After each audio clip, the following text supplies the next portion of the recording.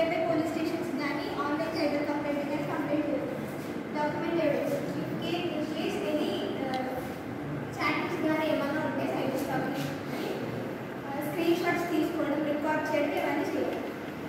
Next block and report. మనం అకౌంట్ని యూజర్ని బ్లాక్ అండ్ రిపోర్ట్ చేయాలి. అండ్